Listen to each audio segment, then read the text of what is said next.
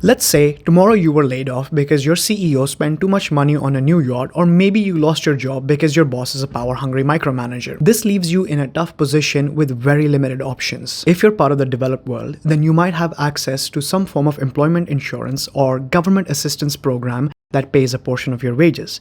But that comes with a timer. And if you're unable to find a job before that timer expires, then, well, it's a very difficult position to be in. You might rely on your savings, which are supposed to last 3 to 6 months, but in this economy, they are going to last a more realistic 2 to 4 months. And that is if everything goes smoothly. Life is hardly smooth, is it? Hello, Numan here. I am making a case for why you need a second source of income. Right now, approximately 15 million people in North America are unemployed, 13 million in the US and 2 million in Canada. This equates to about a 3.8% unemployment rate in the US and 5.8% in Canada. The average job hunt is approximately 4 months, but that was pre-pandemic economy. The average job hunt now is a more realistic 6 to 12 months, with some going on even longer depending on your profession. But even if you land a job, the big problem here is affordability. A single source of income in North America is nowhere near enough to afford a house or a decent lifestyle. If you're truly single, then you are living paycheck to paycheck with maybe minimal savings.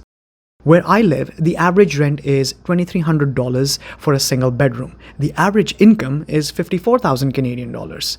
What this means is that you are spending more than 50% of your paycheck on your rent.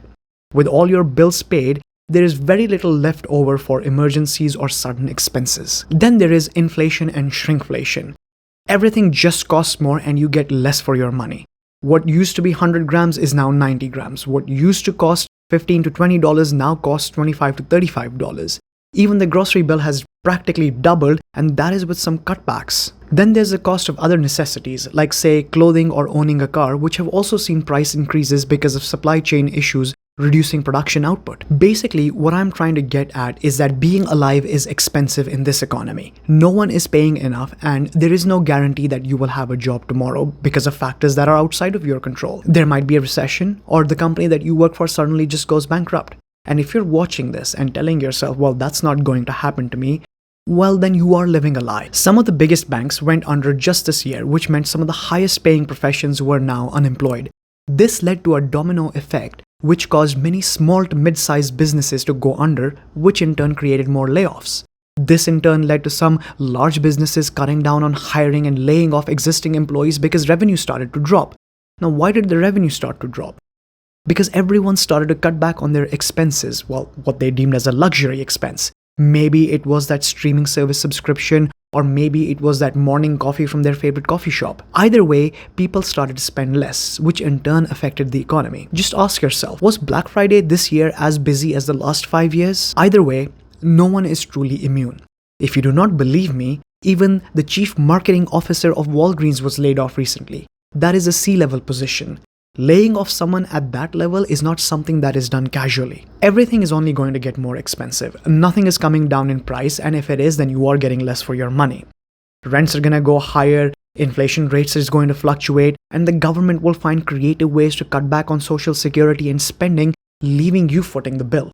A bill that you cannot afford. Now, I'm not saying that you need to go find a second job and work nights as well. What I am suggesting is that you need to find a way to monetize your passion or your skills outside of your 9 to 5. You do not need to have something by the end of 2024, but you need to start working on a plan and start testing the waters. Sit down and figure out what you can do with what you have, and then work on how you can monetize it. Maybe it is teaching someone piano, maybe it's starting a YouTube channel, or maybe it's selling your locally famous chicken pot pie. Whatever it is, you need to look at it as a way to generate additional income. You take that additional income and you build a safety nest with it.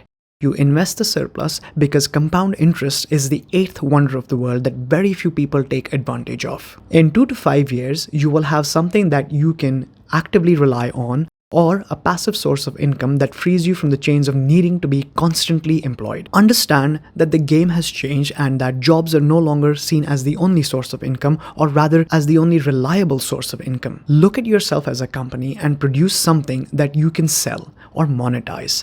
And if you are struggling for ideas or concerned that you do not have a skill, well, then turn to the internet. There are resources available where you can learn anything from programming to stitching. So instead of scrolling on TikTok or watching endless YouTube shorts, do the difficult thing and free yourself. It will suck and you will fight it, but the sooner you accept it, the sooner you'll become self-reliant. And believe me, nothing is better than that. Nothing. Thank you for watching. Please like and subscribe and go out there and build that bakery.